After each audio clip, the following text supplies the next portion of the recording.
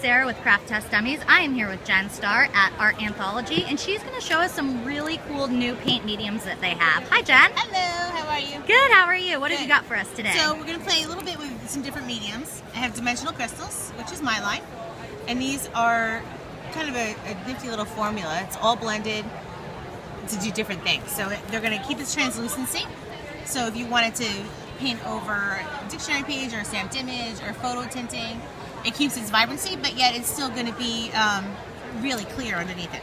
They also blend really nice. You can embed things in it.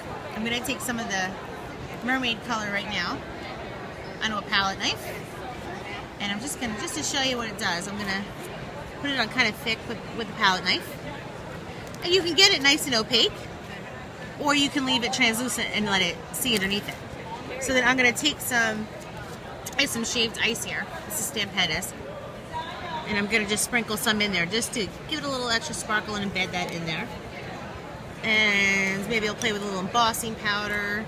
This is Ranger's Verdigris. I love that. Yeah, this is my, they just brought that back. It's my favorite embossing powder of all time. A little chunky white from Stampedis. Now if I wanted to, I can comb through this. So I've used the Prince of Catalyst tools here to kind of just give that texture. And it'll hold that texture. So this can, I can dry this with a heat gun. And all that embossing powder will actually emboss. The paint can dry with the heat gun like that too. Or you can let it dry on its own, either way. And it's kind of fun to play with. I'll let that dry. But then the mist, we have the Colorations Mist, which are in these nice little metal bottle. This is one of the new colors. It's called Hottie. It's a hot pink. This is one of my colors. And this is here. So this is going to... You can spray this over and it will actually resist the paint. So up here, you get it up here where I have the speckle, this is the paint, the blue is the paint underneath it, and then the mist sprayed on top of it. So the mist is going to be, it's water-based, but it's also permanent on fabric, react with water, so I can actually lift color with this too. So I'll show you this one while this is drying. See here, I put a stencil down and sprayed it with water and just lifted that color up. So it gives it kind of a few different looks there. Create some layers. Very fun. Very, very fun. And then we also, let me show you the other ones too. We also have new stuff. We have, this is the Sorbet Paints.